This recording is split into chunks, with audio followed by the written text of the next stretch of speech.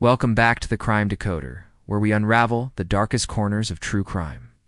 Today's case is a gut-wrenching tale of betrayal, deception, and meticulously planned murder that tore apart a family and left a Utah community reeling. In Cottonwood Heights, a seemingly perfect couple, Jennifer Gladell and Matthew Johnson, lived a life that hid a sinister truth. What unfolded in their million-dollar home in September 2024 is a story of shattered trust, a hidden affair, and a crime so cold it defies comprehension. Let's dive into the chilling details. To the outside world, Jennifer Gladell, 42, and Matthew Johnson, 51, had it all. Nestled in a luxurious million-dollar home in Cottonwood Heights, Utah, they raised their 3 children, ages 11, 7, and 5, in an upscale neighborhood that screamed success. Matthew, a decorated Green Beret with the Utah National Guard's 19th Special Forces Group, was a respected figure. With over a decade of service, his fellow soldiers described him as a brilliant tactician, a reliable leader, and the kind of person who always had answers in a crisis. His calm demeanor and dedication to his country and family earned him admiration far and wide. Jennifer, on the other hand, was seen as the heart of the household. Neighbors and friends viewed her as a devoted mother and supportive military wife, always tending to her children and keeping the home running smoothly while Matthew served. The couple's quiet life in their affluent suburb gave no hint of trouble. They were the family you'd wave to at community events, the kind who seemed to have it all together. But the most polished facades often hide the deepest cracks. By the summer of 2024, the Johnson-Gladell marriage was crumbling under the weight of unspoken grievances. Court records later revealed that the couple had been contemplating divorce as early as July, with their relationship deteriorating into a toxic spiral of arguments and mistrust. The once harmonious partnership had become a battleground, with both parties pushed to their limits. In August 2024, Jennifer escalated the conflict by filing for a temporary protective order against Matthew, claiming she feared for her safety. She painted herself as a victim, alleging that Matthew's behavior had become threatening, a claim that seemed plausible given the stress of their failing marriage. But when the case reached 3rd District Commissioner Russell Minus, the evidence told a far different story. Jennifer submitted videos and text messages to bolster her case, but they revealed her as anything but a frightened spouse. The videos showed her standing her ground, engaging in heated, confrontational arguments with Matthew, often matching his intensity. Her text messages were even more damning, described by the commissioner as repeatedly berating, belittling, and demeaning. They appeared designed to provoke Matthew into a reaction that could justify her claims. On September 16, 2024, just days before the tragedy that would unravel everything, Commissioner Minus dismissed the protective order, finding no evidence of abuse. In his ruling, he issued a haunting observation. The conduct of the parties over the past several months is representative of a highly dysfunctional marriage, bringing out the worst in both. It clearly suggests that an action for divorce should have been filed long before reaching the current state of affairs. Unbeknownst to the commissioner, Jennifer had already decided that divorce was not the solution she was seeking. Her plan was far darker. In the weeks leading up to September 2024, Matthew's behavior began to shift in ways that worried those closest to him. Friends noticed he was spending more time away from home, often sleeping at a National Guard facility. When pressed, he confided that he felt unsafe around Jennifer, whose erratic behavior had become increasingly disturbing. In a candid conversation with his longtime friend, retired Utah National Guardsman Kevin Thompson, Matthew laid bare his intentions. "I've made up my mind," he said. "It's time for a divorce. I need to move on with my life." What Matthew didn't fully realize was that Jennifer was living a secret life that would soon destroy everything. She was deeply entangled in an affair with another man, a relationship that had grown into an all-consuming obsession. This wasn't a casual fling. It was an intense, emotional, and physical connection that dominated her thoughts and actions. On September 19, 2024, just 2 days before the murder, Jennifer showed her lover a loaded Glock 19X handgun kept in their home. To him, it might have seemed like a passing moment. Firearms are common in military households, especially for a Green Beret like Matthew. But prosecutors would later argue that this was a deliberate act, a chilling preview of Jennifer's calculated plan to eliminate her husband. September 20th, 2024, began as an ordinary day in the Johnson-Gledel household. But by evening, the fragile threads holding their marriage together snapped. Witnesses later reported hearing a fiery argument between the couple, sparked by Matthew's discovery of Jennifer's affair. The confrontation was explosive, with years of resentment, betrayal, and unspoken pain boiling over. Matthew, hurt and angry, confronted Jennifer about her infidelity, laying bare the depth of her deception. In the early hours of September 21st, as the house fell silent, Jennifer made a decision that would change countless lives forever, while Matthew lay sleeping in their master bedroom, vulnerable and unaware. Jennifer retrieved his own 9mm handgun, the weapon of a man who had served his country with honor, and shot him in the head. The act was swift, cold, and irreversible. According to her later confession, she didn't hesitate. She placed Matthew's body into a rooftop storage container, a grim choice that speaks to the premeditation of her actions. Dragging the container down the stairs of their home, she loaded it into the family's minivan.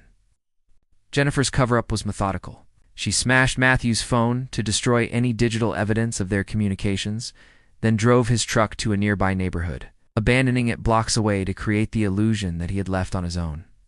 In the pre-dawn hours, she drove north with Matthew's body, burying him in a shallow grave at a location she has never fully disclosed. The precision of her actions was staggering, a chilling testament to her determination to erase her husband from existence. Back at home, Jennifer launched an exhaustive cleanup operation. She bleached the walls of the master bedroom, scrubbed the carpets with industrial cleaning supplies, and ordered a new mattress to replace the blood-soaked one where Matthew had been killed. Phone records later showed that she placed the order on September 24th, just 3 days after the murder, and the mattress was delivered 2 days later, on September 26th. Every step was calculated to erase the evidence of her crime, but Jennifer's arrogance would soon be her undoing. On September 22, 2024, just 1 day after the murder, Jennifer made a catastrophic mistake. She visited her lover and, in a moment of chilling candor, confessed everything. With an almost casual demeanor, she described shooting Matthew, disposing of his body, and scrubbing the crime scene. When her lover noticed bruises on her body and asked about them, she shrugged them off, saying they were from dragging Matthew's body and cleaning the house of evidence.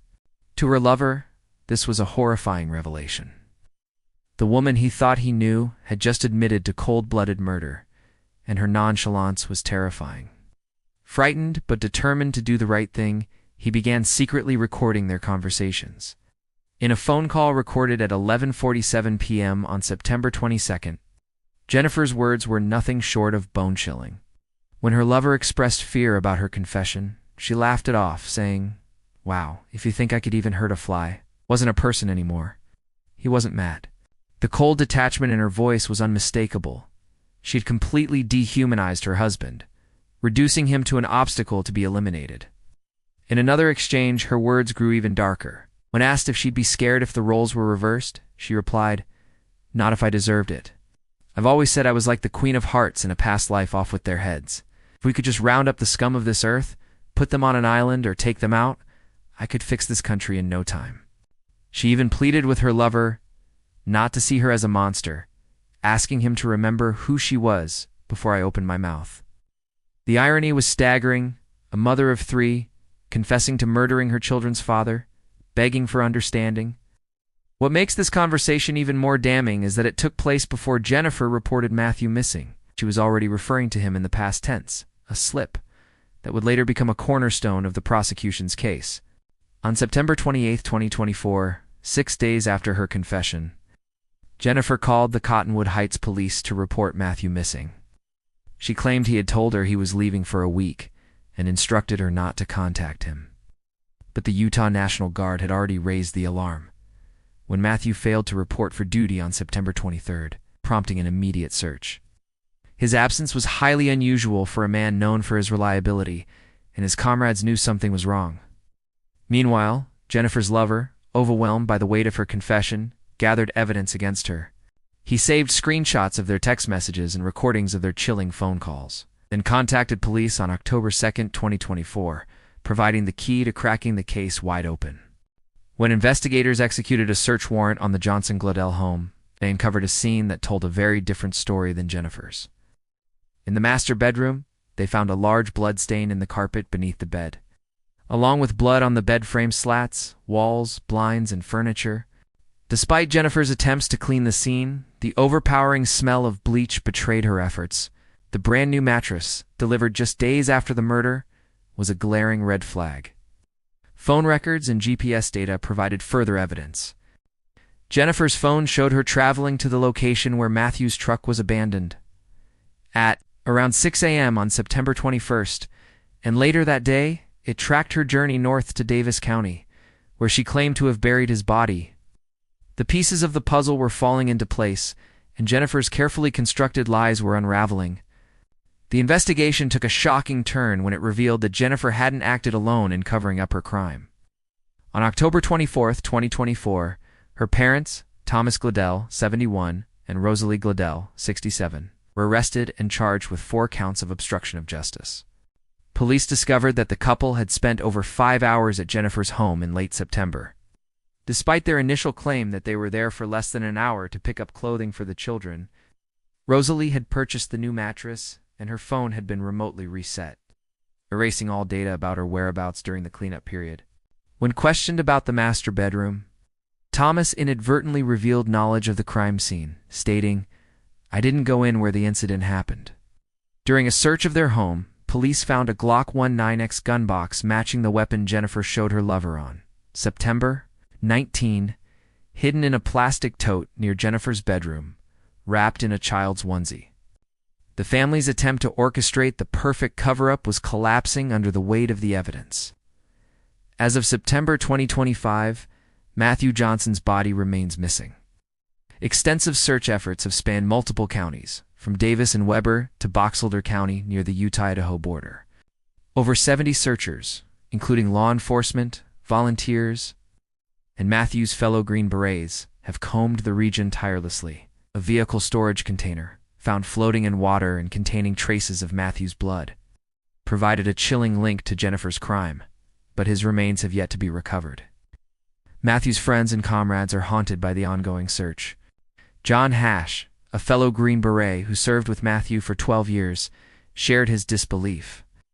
Having had Jennifer in our home, sharing meals together, and then learning she's responsible for his death, it's beyond shocking. Kevin Thompson, another close friend, added, "The fact that we're still searching for Matt after 5 months keeps us up at night. He deserves to be found."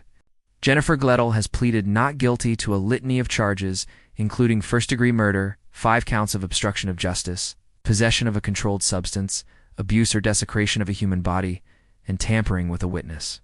During her bail hearing, prosecutors argued that she posed a significant danger to the community, citing her recorded statement that she would shoot herself before going to jail. The judge agreed, denying bail, and Jennifer remains in custody at Salt Lake County Jail. The case is further complicated by Matthew's $500,000 life insurance policy, with Jennifer named as the beneficiary. With her facing murder charges, the insurance company has asked the court to determine who should receive the funds, as her actions may disqualify her. The question of the insurance money adds a layer of intrigue to an already complex case, raising questions about whether financial motives played a role in Jennifer's actions. Jennifer's trial is set to begin on December 8, 2025, and is expected to last 8 days. The prosecution's theory is chillingly straightforward. Jennifer killed her husband because he discovered her affair, and she wanted to be free to pursue her lover without the complications of a divorce, shared custody, or financial obligations. The evidence, her recorded confessions, the bloodstains, the GPS data, and the new mattress, paints a damning picture of a woman who chose murder over accountability.